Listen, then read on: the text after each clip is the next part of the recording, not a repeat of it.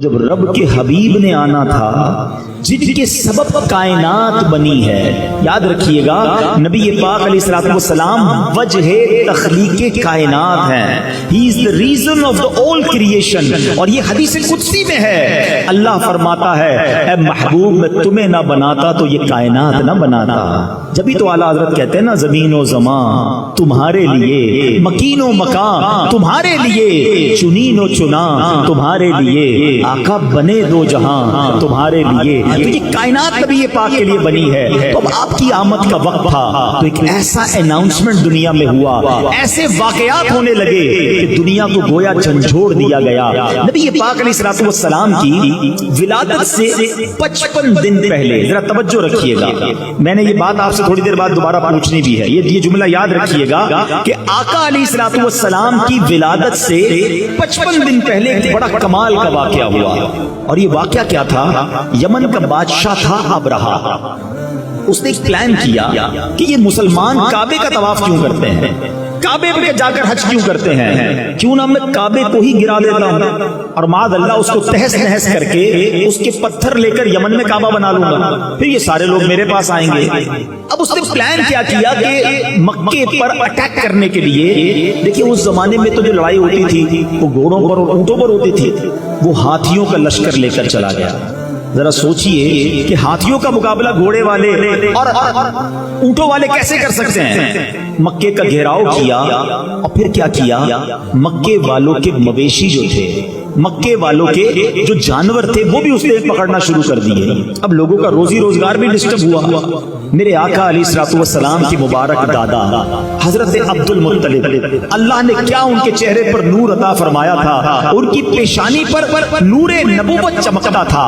حضرت عبد المطلب نے کیا کیا، آپ گئے ابرہا کے پاس. اب ذرا غور کیجئے، وہ کر و فر کے ساتھ متکبر بادشاہ آیا ہوا ہے اور اس نے کعبے کو ڈھانا ہے، اس کا پلان یہ ہے. حضرت عبد المطلب اس کے خیمے میں گئے، باہر سے پیغام بھجوایا گیا کہ مکے کا سردار آیا ہے. ہو سکتا ہے اس نے سوچا ہو کہ مجھ سے منتیں کی جائیں گی، مجھ سے نیگوشیشنز کی جائیں گی، بڑے تکبر کے ساتھ بیٹھا ہے. حضرت عبد المطلب اس کے خیمے میں داخل ہوتے ہیں، اللہ نے ان کی پیشانی پر ایسا نور عطا کیا تھا، وہ خیمے میں داخل ہوئے.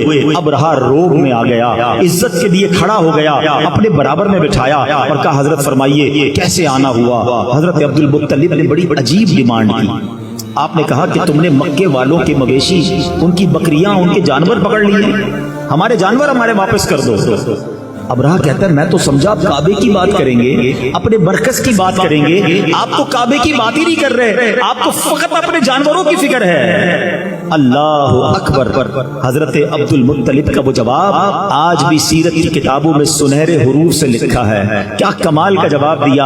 آپ فرماتے ہیں جانوروں کے مالک ہم ہیں، ہمارے جانور ہمیں دے دو، کعبہ جس کا گھر ہے وہ خود ہی حفاظت کر لے گا، کعبے کا مالک اس کی حفاظت کرے گا.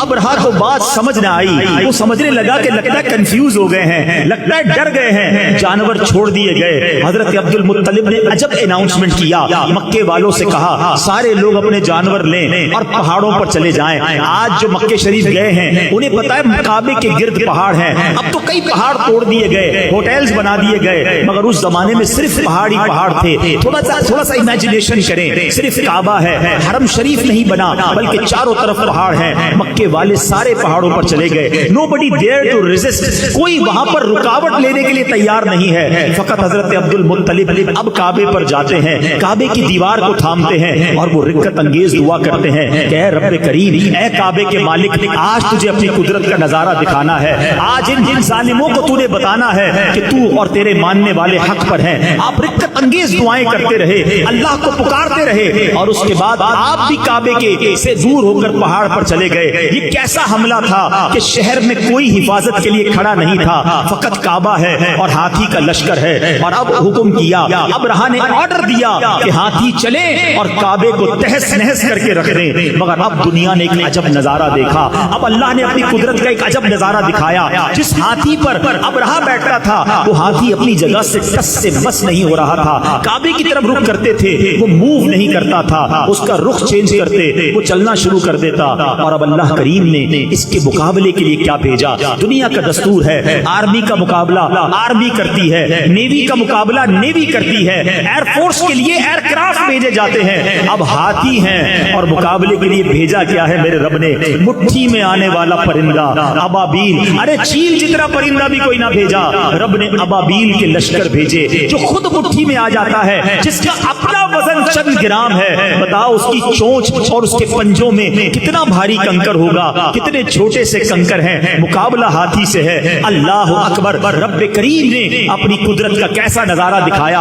اور آج لوگ کہتے ہیں کہ فلاں سپر پاور نے جناب بڑے گائیڈڈ میزائل بنا لیے ہیں, ٹارگٹ سیٹ کر دو, میزائل جا کے وہی ہٹ کرتا ہے.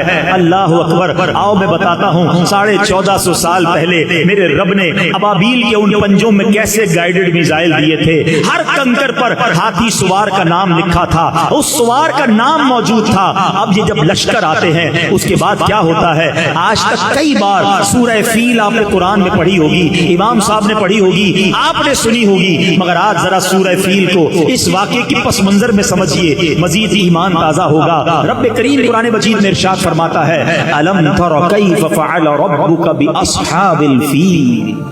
اس کا ترجمہ کیا ہے؟ اے محبوب کیا آپ نے نہ دیکھا کہ آپ کے رب نے ان ہاتھی والوں کا کیا حال کیا؟ میں نے بیان کے شروع میں ایک جملہ آپ کو یاد کروایا تھا.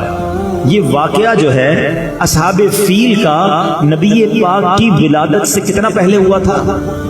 ماشاءاللہ یاد ہے. یہ یاد رکھنا, یہ بڑی عقیدے کی بات بتا رہا ہوں. 55 ڈیز پہلے یہ واقعہ ہوا ہے. اور اللہ قرآن میں اپنے حبیب سے کہہ رہا ہے اے محبوب آپ نے نہ دیکھا؟ الم ترى کیف. آقا تو دنیا میں تشریف ہی نہیں لائے تھے اور رب اپنے حبیب سے کہہ رہا ہے اے محبوب آپ نے نہ دیکھا. اٹ مینز یاد اس کو دلایا جاتا ہے جو کہیں دیکھ رہا تھا, جو کہیں موجود تھا. اللہ اکبر. اب وہ حدیث پاک سنو کہ اللہ کے حبیب فرماتے ہیں میں اس وقت بھی نبی تھا جب حضرت آدم پانی اور مٹی کے درمیان تھے. میرے آقا کے نور کو اللہ نے اپنے نور سے پیدا فرمایا. پیارے آقا نے پوچھا ہے جبریل تم نے تو سارے نبیوں کی بارگاہ میں حاضری دی ہے, سب سے ملاقات کی ہے, بتاؤ نا کسی کو میرے جیسا بھی پایا, تمہیں میرے بارے میں کیا کہتے ہو؟ اللہ اکبر. جبریل امین جنہوں نے تمام انبیاء کی خدمت میں حاضری دی کیا کہتے ہیں؟ چلو یہی بات بریلی کے تاجدار کی زبانی سن لو. امام عشق و محبت کہتے ہیں یہی بولے سدرا والے چمنے جہاں کے تھالے ہیں, یہی بولے سدرا والے چمنے جہاں کے تھالے, سبھی میں نے چھان ڈالے. آقا تیرے پائے کا نہ پایا, تجھے یک نے یک بنایا. اللہ اکبر. جبریل امین کہتے حضور آپ جیسا میں نے کائنات میں کوئی اور نہیں دیکھا. سارے نبیوں کی بارگاہ میں جبریل امین نے حاضری دی ہے. کسی کی بارگاہ میں 5 بار, کسی کی بارگاہ میں 10 بار, کچھ انبیاء کی بارگاہ میں 100 بار. آؤ میں بتاتا ہوں کہ نبی پاک کے دربار میں جبریل امین کتنی بار آئے اور یہ فقط عرصہ کتنی دیر کا ہے. 23 سال کے عرصے تک حاضریاں رہیں. 40 سال کی عمر میں پہلی وحی ہوتی ہے. 63 سال کی عمر میں نبی پاک دنیا سے پردہ فرماتے ہیں. 23 ایئرز میں جبریل امین 24,000 بار نبی پاک کی بارگاہ میں حاضر ہوتے ہیں. 24,000 بار. کیوں؟ سدرۃ المنتہا سے 7ویں آسمان سے بھی اوپر روز آنا ہے اور کئی بار آنا ہے. مولانا حسن ندا خان صاحب راز سے پردہ اٹھاتے ہیں کہ وجہ کیا ہے, اتنی بار کیوں آتے ہیں؟ فرماتے ہیں بے لکھائے یار ان کو چین آ جاتا اگر. کہتے نبی پاک کے دیدار کے بغیر انہیں چین ہی نہیں آتا تھا. ایک بار جلوہ جانا دیکھ لیا تھا, اب بار بار آقا کی یاد ستاتی تھی. بے لکھائے یار ان کو چین آ جاتا اگر, بار بار آتے نہ یوں جبریل سدرا چھوڑ کر. وہ اس لیے آتے تھے کہ آقا کا جلوہ دیکھنا ہے. تو بہرحال نبی پاک علیہ الصلوۃ والسلام کے غلاموں سنو, آقا کی ولادت سے پہلے پوری دنیا کو ایک پیغام دینا تھا. الم یجعل کیدہم فی تضلیل وارسل علیہم طیرا ابابیل. ارے ابابیل کے لشکر بھیجے اور انہوں نے کیا کیا؟